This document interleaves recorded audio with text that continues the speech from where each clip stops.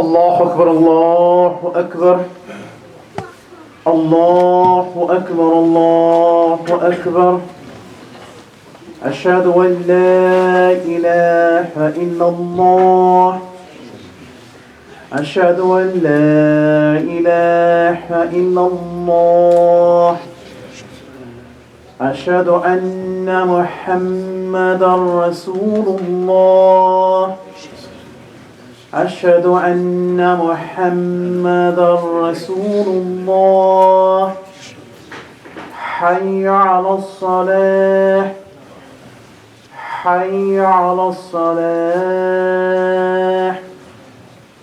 حي على الفلاح حي على الفلاح الله أكبر الله أكبر لا إله إلا الله.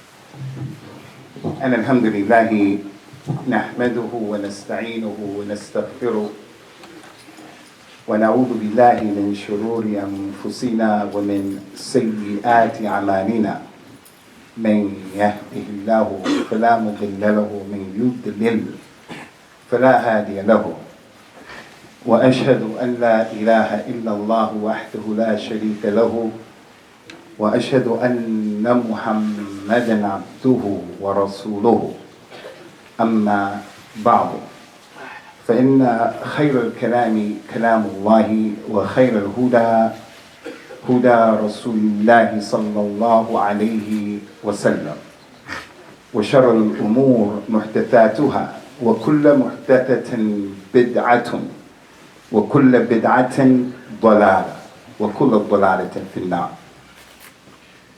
The Nabi sallallahu alayhi wasallam informed his companions of an incident in which Jibril salawatullahi wassalamu alayhi came to al-Mustafa al-Mukhtar sallallahu alayhi wasallam. He said when Jibril came to him, Jibril said to him, Ya Muhammad, Ish ma shit, فإنك ميت وأحبب من شئت فإنك مفارقه وَاصْنَعْ مَا شِئْتَ فَإِنَّكَ مَجْزِئٌ بِهِ. He gave Rasulullah some advice that is universal advice, is for everybody here, because it's all from the Sunnah of Allah. Sunnatullah فِي الَّذِينَ خَلُوا مِنْ قَبْلِ وَلَنْ تَجِدَ لِسُنَّةِ اللَّهِ تَبْدِيلًا. Jibril said to him, O Muhammad, live however you want to live. Live however you want to live. Do whatever you want to do. Live however you want to live. He said, and love whoever you want to love. Whoever you choose to love, go ahead and love him. So again, Ya Muhammad, live however you want to live, because you're going to die, Ya Muhammad. So for those Muslims who believe that the Nabi sallallahu alaihi wasallam never died, that is takdeeb and rejection of the Quran. That's khurafat. Kullu nafsin dha'iqatul maut. Everybody is going to die. If there was a person who would have escaped death, it would have been Rasulullah sallallahu alayhi wa sallam. وَمَا جَعَلْنَا لِبَشَرٍ مِّن قَبْلِكَ الْخُلْدَ أَفَإِن مِتَّ فَهُمُ الْخَالِدُونَ. Ya Muhammad, Allah said, we never let any human being live forever. So if you were to die, do they think they're going to live forever? So Jibril told them, live, because you're going to die. إِنَّكَ مَيِّتٌ وَإِنَّهُمْ مَيِّتُونَ. All of you are going to die. And then Jibril told them, and love whoever you want to love, because you're going to leave that person. There's not a single person here, except you're going to lose your mother if you haven't lost her yet. You're going to lose your father if you haven't lost him yet. You're going to lose a child. You're going to lose a friend. You're going to lose a relative. So love whoever you want to love, because you won't stay with that person forever. The day is going to come where you're going to split company. You're going to check out first, or they're going to check out first. So love whoever you want to love. And then he told him, sallallahu alaihi wasallam, and do whatever you want to do, because you're going to be held accountable for it. وَكُلَّ شَيْءٍ أَحْصَيْنَاهُ فِي إِمَامٍ مُبِينٍ. You're going to be responsible for everything that you do, good or bad. You want to smoke weed? Smoke weed. You want to make zina? Make zina. You want to be a criminal, a liar, a thief? You want to steal people's money and they don't know that you're stealing the money? Do it. Because you're going to be held accountable for it.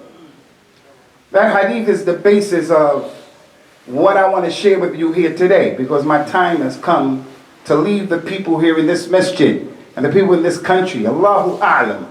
Will I ever see these people again? Will I ever see some of them again? Allahu A'lam.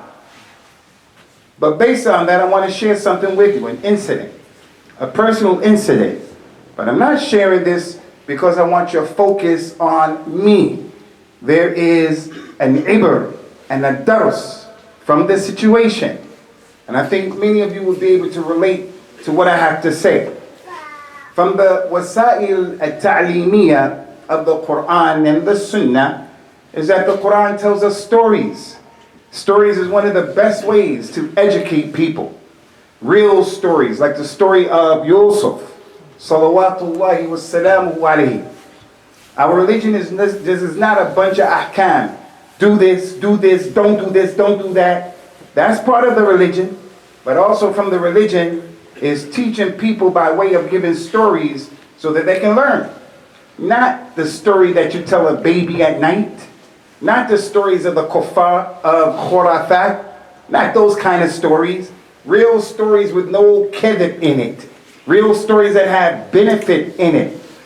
فَقْصُصِ الْقَصَصِ لَعَلَّهُمْ يَتَفَكَّرُونَ. That's what Allah said. Tell them the story, Muhammad, in the hopes that they can consider and contemplate and learn from the story. So the personal story is, I came to this country over 30 years ago. And when I came to this country, like many of you, some of you, I'm a foreigner. I'm an American national. In order to be here and to work here, I needed a visa. So I came on a visa, they call it Minister of Religion. After 2 years, you have to renew that visa, which I did. So I was here for 4 years. After 4 years, the 5th year, I applied for indefinite leave to remain. Many of you in this masjid, you know what that is. When I applied for this kind of visa, the Home Office said no, because there was a problem back then. We had a lot of young Muslims who were extreme. A lot of young Muslims who were radical. Young Muslims were doing crazy things in this country. Going to Syria, stabbing members of parliament, interrupting meetings with members of parliament. We had a crazy situation 20, 15 years ago. It was crazy. So, because I'm a person who calls to the Kitab and the Sunnah, in accordance to the understanding of the Salaf of this Ummah, and I bite my tongue for no one. Not for the kuffar, whether they're white or black, and not for the Muslims, whether they're black, Arabs, Pakistani. I'm going to call the Muslims out, just like I'm going to call these kuffar and their kufr and their shirk. I'm going to call them all out. And I'm going to say to the Muslims, we have to be on the way of the Sunnah, not the khurafat of the turuq, as-Sufiyya. We have to be on the Aqeedah of Islam, not the Aqeedah of these people who came later and made up all this stuff. You want to follow the madhab of Imam Malik, rahimahullah ta'ala, no problem. But don't be a person who makes taqleed al-a'ma. And Imam Malik himself told the people, rahimahullah ta'ala, there is no individual except that his statements are accepted or rejected except the Nabi sallallahu alaihi wasallam. Al-Muhim, they refused. They said, no, we want you out of here. You are extreme. I said, okay, I'm out. But my wife said, no, Abu, we should make an appeal. And this is one of the good things about European society, Western society, that you'll find some good things in their court of law. Better than what we have. better than. But I'm not one of those people who have inferiority complexes, and I look at the Western white people, kuffar, as being better than me. I'm not one of those people. But in their system, there is a lot of khayr. A lot. You can make an appeal. I said to my wife, nah, because if we make that appeal and we lose, that's 600, 700, 800 pounds down the drain. We need that money. We don't have to go to a so-called third world country. We go back to America. I have options. My wife said, no, Abu, what we should do is we should appeal. We should appeal. We can't just uproot our children. The Prophet mentioned, sallallahu alayhi wa sallam, man asbaha minkum aminan fi sirbihi wa mu'afan fi jasadihi wa wajada quta yawmihi فكأنما حيزت له الدنيا بحذافيرها. Whoever from amongst you wakes up in the morning like today and he's safe and secure, no one's going to come and bulldoze his house down. The Zionist Yahud are not going to blow up his village and a building falls on him and his family. No one's going to come into his house and kill him and his children. He feels safe and secure. Anyone who wakes up with that, and he wakes up and he has good health, and he has enough to eat on that day, it is as if he has the whole dunya at his disposal. That's a tremendous ni'mah to have stability. When you don't have stability, the quality of your life is going to be affected. The quality of your mental health is going to be affected if you're homeless. You don't know where you're going to live. So my wife said, we better stay here. We can't uproot these children. Let's appeal. I said, okay. Now here's the point. I went to start to look for a solicitor, immigration solicitor, from the Muslims. And I walked down all of the main streets in Birmingham. Island Rock, Coventry Road, Stratford Road. And I'm trying to give my money and my business to a competent Muslim. But every time I went into their office, without exception, they made me feel, every one of them, that they saw on me a big dollar sign, a pound sign. Here's a sucker. Here's a mark. I'm going to get his money. Like the Muslim from our audience right now, who's a Muslim mechanic. He's a najjar, a chippy, a person who does carpentry, Muslim. He's an electrician, a Muslim. He's a guy who fixes computers. When you go there to get something from him, he sees in you that you're a sucker. That's how the Muslim is today. He's a mechanic. He knows you don't know about cars. He's going to overcharge you and not do the work. That's the culture today. That's what people do today. So every time I walked into those places, about 15 of them, each one of them made me feel he just wants my money. Now you can imagine some of you who have been in this situation. I'm getting ready to leave the country. I've been living here for 5 years. I wanted to live here more. My children in school. I have goals and objectives. I want to do it. But now I have to leave. You can imagine, it's trepidation. You're mutar. Someone called me and said, I know a brother, and he's competent, and he's Amin. He's Amin. I called him up. I said, listen, it's my situation. He said, okay, meet me at the masjid for Maghrib. He was the only one who said that. I met him at the masjid. We prayed. After the salat, we went into a room. He took my paperwork. He sat at that desk, and he went through every paper, about 35, 40 papers. And I looked at him, and I said, this cat is different. This man is different. He's different from the other ones who just wanted my money. Not a single one of them read my documents. Not one of them. They just wanted the money. Like that mechanic. He's a kadhab. We have the Somali lady who has been divorced. And she has 5 children, 6 children. She's surviving because of Allah Azza wa Jal and with help of the dole. The dole. That's what she's surviving on. Bi-idhnillah. She gets a leak in her roof. The Muslim man says, yeah, I fix roofs. Okay, can you fix it? Yeah, how much? Okay. He goes up there and all he does is sit there and smokes a cigarette. He doesn't do the work. Why doesn't he do the work? Because the lady can't go on the roof. He just sees a money sign. She's a mark. She's a sucker. We even have people who are memorizers of the Quran. You send your child to the madrasa for the Quran, the man doesn't deal with them. He's dealing with 25, 30 kids and not giving them their right. But he wants your money every month. He just sees us as money signs. This is the culture. So the question is, in your profession, are you one of those people?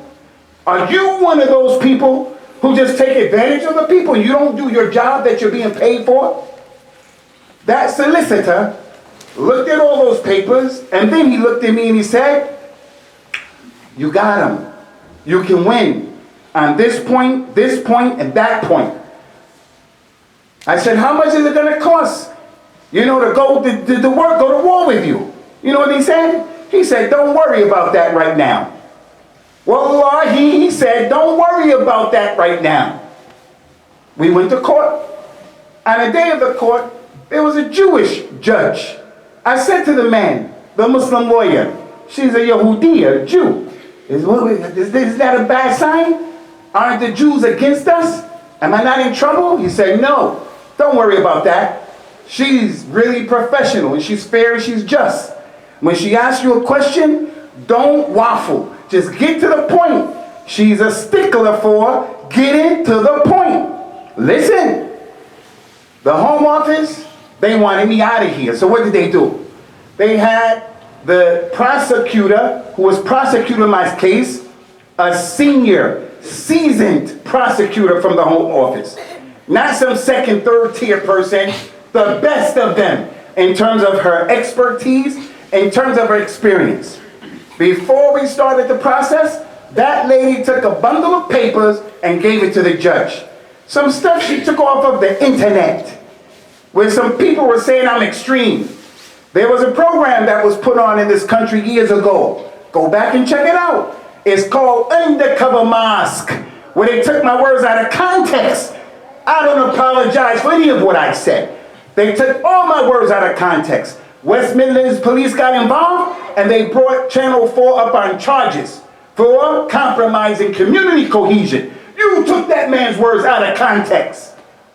They used some words from there that I've already been exonerated for. Listen to what happened.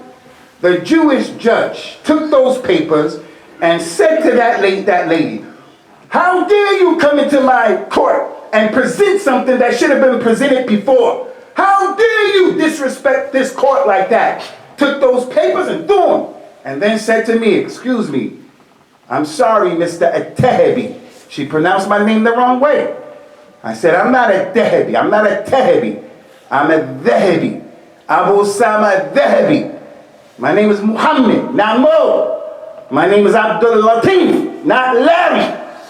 Call me by the name that my mother and my father called me, Mo. I'm not a Mo. Stick to your Islam and stick to being proud to be a Muslim. No, I want to fit in. I want to fit in. She apologized. We went through the procedures and I won. And I've been here ever since then. 30 years. What's the point? What's the point? Is the point about me going to court and this is all about me and I won? No. There's a moral to the story. There's a benefit that I want to bring to your attention. First one is, not all of these kuffar are bad. Not all of them are bad people. Some of these kuffar have akhlaq better than Muslims. More trustworthy, more than Muslims. Laysu sawa min ahl al-kitab ummatun qa'imatun yatluna ayatillah ana al-layl wa hum yasjudun. The Jews and the Christians are not on the same level. They're not the same. From the Jews and the Christians are some who they read the ayat of Allah during the nighttime and they make sajda.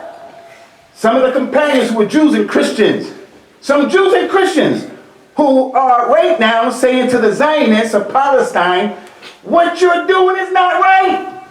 Like those Christians from South Africa. South Africa is a country like Gambia with a lot of problems. Corruption, poverty, bad leadership, incompetence.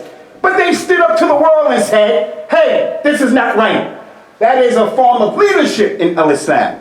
To be able to stand against the grain and not always be so quick and willing to go with the flow. When in Rome, do as the Romans do. They smoke weed, I smoke weed. They make zina, I make zina. That's not our religion. So not all kuffar are bad as it relates to their akhlaq. وَمِنْ أَهْلِ الْكِتَابِ مَنْ إِنْ تَأْمَنْهُ بِقِنْطَارٍ يُؤَدِّيهِ إِلَيْكَ. From Ahlul Kitab, of those people, if you gave them a whole treasure, £1 billion, $1 billion, hold this for me, man, hold this for me. He'll give it back to you when you want it. And there's some Muslims, if you give them £1, 10 pounds, you let him borrow 20 pounds, 100 pounds, he won't give it back to you. He won't give it back to you. If you marry him off to your daughter, your sister, he won't take care of the amana. He'll divorce her and not take care of the children. Jibril said to Rasulullah sallallahu alaihi wasallam, do what you want to do, Muhammad. You're going to be held accountable for it. Everything has been stored in a register. That is mubin. Now that ain't the main point I want to bring to your attention. The main point that I want to bring to your attention about my situation is this. Now that people are finding out that I'm leaving after being here for 30 years and getting to know a lot of people. Some of the people are right here from this masjid. Like the young brother who was just talking. And his brother, Day.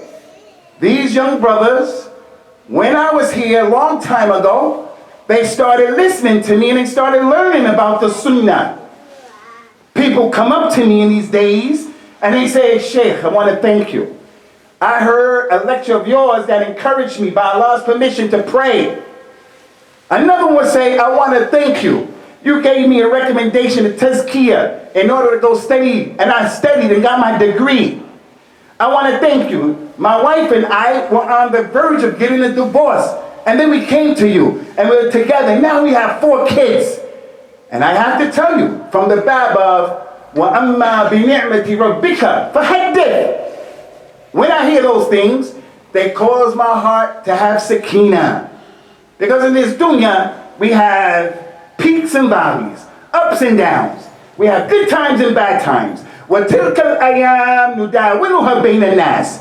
It's not always going to be raining. It's not always going to be hot. It's not always going to be cold. It's not always going to be daytime. It's not always going to be nighttime. You won't always win. You win some, you lose some. You're happy, you're sad. You cry, you laugh. That's the dunya. But I believe that when a positive thing comes and it happens in my life, I want to ride it until the wheels fall off. Because I know sooner or later that there's going to be a low where I'm going to have a fitna that I have to deal with. That's life. That's life. So what am I getting at? When I hear the people saying those things, it makes my heart sakina, wallahi, sakin. But I want to bring your attention to something. That immigration lawyer who doesn't get on the member of Friday, he doesn't give any lessons because he did his job. He did what he was being paid for.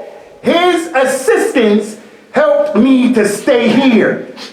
So those people who come to me and tell me they benefited from me, he gets the reward of that. He gets the reward of that. The Prophet says, sallallahu alayhi wa sallam, ad-dal ala al-khayr kafa'ilihi. Anyone who helps someone and shows them how to do good, as long as he helped them, he'll get the reward of that. All you have to do is do your job, Yahi. You're a mechanic. Fix the person's car correctly. When he comes to the Jummah, you may get the reward of that. You may get the reward and you don't even know. Just do your job. You work for the NHS? Just do your job, man. You deliver babies? Just deliver the baby. Just deliver the baby. And be kind to the baby and be kind to the mother. You don't know. Maybe that baby is going to memorize the Quran. And you are going to get some reward from that and you don't even know. The Prophet mentioned sallallahu alayhi wa sallam, إن الرجل ليتكلم بكلمة من رضوان الله تعالى لا يلقي لها بالا فيرفعه الله بها درجات. It may be that a man says something from the words that Allah is pleased with. Allah loves those words. He himself doesn't think much about those words, like saying Jazakallahu khairah. Rasulullah told the people, if someone does ma'ruf to you and you want to repay him and you can't repay him, he said make dua for him. And the best thing to say is Jazakallahu khairah. The child, his mother cooks for him. We have children, 4, 5.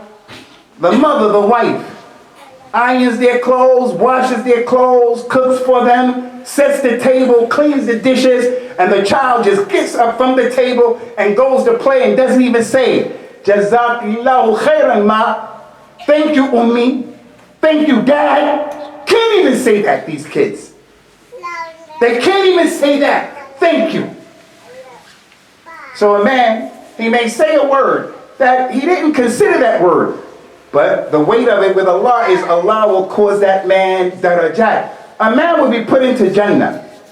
And he'll be in a high station of Jannah. He'll be mustaghrib, mundash. How did I get this high? I was just a regular Muslim. I had good, I had bad. How did I get this high? He'll ask Allah, Rabbi, how did I get this high in Jannah? Allah will tell him, because of the istighfar of your son when you was dead. Your son kept asking Allah to forgive my father, forgive my mother, forgive my father, forgive my mother, forgive my father.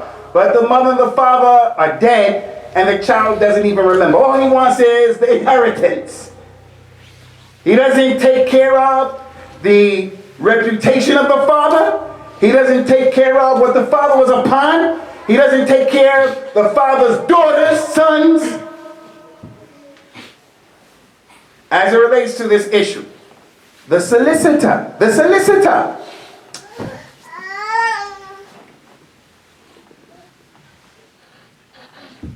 The Nabi of Islam told us, sallallahu alaihi wasallam, and I'm speaking about the solicitor who helped to win the case. He said, if one of you give sadaqah as a date, a tamar, a date, you give that in sadaqah. 1 pound, half of a pound, 20 pence, 20 pounds, 100 pounds. He said in this hadith, if you give a date with sincerity for Allah, Allah will take that date with his right hand. وَكِلْتَا يَدَيْهِ يَمِينَ. He'll take that date with his right hand and he'll grow and grow and grow that date until it becomes the size of a mountain. So don't look at the issues and say, oh, that's a small thing to do. No, just do your job that you've been hired to do. Do your job. You're a student. You're a student. We have students who are here. All they try to do is put forward an effort of mediocrity. Mediocrity. If the non-Muslim teacher and other students saw you, mujtahidan, trying, good akhlaq, good adab, truthful, on time, punctual, helpful. You know what that does? That's da'wah Allah. The students who are not Muslims, the teachers who are not Muslims, the admin non-Muslims, they say, you know, perhaps there is something about this Islam. And why else, ikhwani, why else? Why else are people accepting al-Islam during this musibah Palestine? Because they're amazed at the sabr of the Palestinians. The salaba of those Palestinians. And their eyes have opened as it relates to the dhulm of the West, the lies of the West. With social media, it's not like it used to be before. Everything the media tells you, you believe it. No. I have to say this in my last khutbah because I stand on the shoulders of Malcolm X, rahimahullah ta'ala. Malcolm X cannot read Surah Al-Fatiha correctly. If Noon is Sakina hit him in his head, he doesn't know that's Noon, that's Sakina. But he was a man. He was a man. Bimana Kalima. Heavyweight champion of the world. All you have to do is go to Vietnam, Malcolm X. You don't have to fight, just do exhibitions. That's all. He said, I'm not going to no Vietnam to fight for you people when my people in America don't even have rights. My people don't have rights. I'm not going over there. Give my people rights. When they gave him the star, there in Hollywood, the Walk of Fame. If you're famous in America, actor, a musician, someone like that, from those guys, they'll put a star on the floor with your name in commemoration, an acknowledgement of you, celebration of you. They said to Muhammad Ali, we want to put yours on the floor. He said, nah, you're not done. My name is Muhammad. And Muhammad is the messenger of Allah, he's a Nabi and he's a Rasul. His name shouldn't be on the floor. Sallallahu Alaihi Wasallam. So what did the kuffar do? They said, okay, we'll put it on the building. The only person who did that. These are men. And that's what we expect from the leadership of our masjid. We want our leadership to stand up and be on the sunnah. Al-Islam is fading away. Ad-Dajjal is about to come out. Al-Islam, like the Prophet brought, sallallahu alaihi wasallam, is doing this time, ghareeb. بدأ الإسلام غريبا وسيعود غريبا فطوبى للغرباء. Islam started strange and it's going to return strange. You come to the Muslims now and today you say, Rasulullah, he didn't know the ilm al-ghayb. Rasulullah, he didn't die. Don't do the Mawlid. Don't do al-Isra wal-Mi'raj on the 27th of Rajab. Don't do Salat al-Raghaib. Don't do this dhikr, huwa. The Muslims get mad at you. Because what you're saying is ghareeb. So brothers and sisters in this masjid, what's the message here today? The message here today is, do your job, man. You a father, do your job. It's easy to make a baby. It is easy to make a baby. A baby can make a baby. 13-year-old baby can make a baby. But it takes a man to take care of that baby and to do his job with that baby. أقول قولي هذا واستغفر الله لي ولكم ونسأل الله تعالى التوفيق والسداد.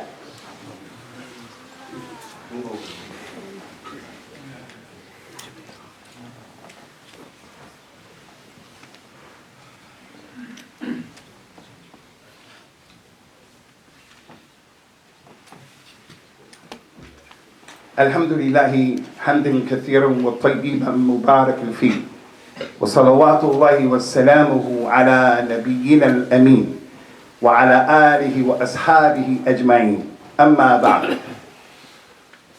My last khutbah in my community, Masjid al-Rahman Leeds, was about 3 weeks ago.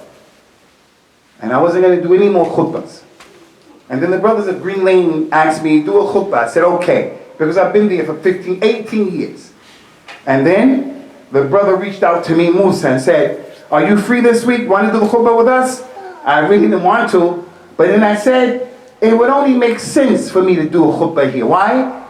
Because based upon my studies and my love and connection to Africa, especially West Africa, there's a high possibility and probability that I could come from Gambia, like Kunta Kinte. I'm not saying that's a fact. But I know my people come somewhere from West Africa after these Europeans went over with West Africa and stole my forefathers. They stole us, stole my ajdad, took the most important thing to us, which is our religion, took our language, took our culture. But Allah Azza wa Jal blessed me and I came back to the most important issue, and that is Al-Islam.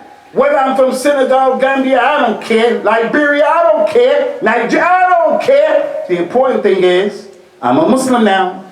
But there's something that I noticed about my brothers from Africa, and that is, Islam in many parts of Africa, it is not the Islam that the Prophet brought, sallallahu alaihi wasallam. It has bid'ah in it, has shirk in it. Our women are not wearing proper hijab because of colonization. You colonize a man's mind, you don't have to colonize his land anymore. So my call to you here today, the elders of this community, the Hufaz of the Quran of this community, the admin of this community, fear Allah as it relates to Al-Islam. Do your culture. Do your culture. Eat jollof rice and all that. Do your culture. But don't let your culture overpower the religion. Don't let your culture overpower the religion of Islam. So as Al-Imam Malik said, rahimahullah ta'ala, the sunnah of the Prophet sallallahu alaihi wasallam is like the safina of Noah. Whoever rides that safina, he's going to have najat. Whoever forsakes it, he's going to be drowned and destroyed. So that's our responsibility. لا تزال طائفة من أمتي على الحق منصورا. You have to be from that group. And najat, you have to be on the ship, the safina of the sunnah. We ask Allah Ta'ala to accept it from us and from you, and to make us of those people who are truthful in word and deed, and He causes us to wake up to realize the heaviness and the weightiness of the amana that's on our aktaf and that's connected to our ear, to our necks. We ask Allah Ta'ala to help us to understand the reality of this dunya. This dunya is nothing but ghurur. Just make you just go to sleep. It makes you go to sleep. It's the hereafter. That is the thing, that's the goal and the objective.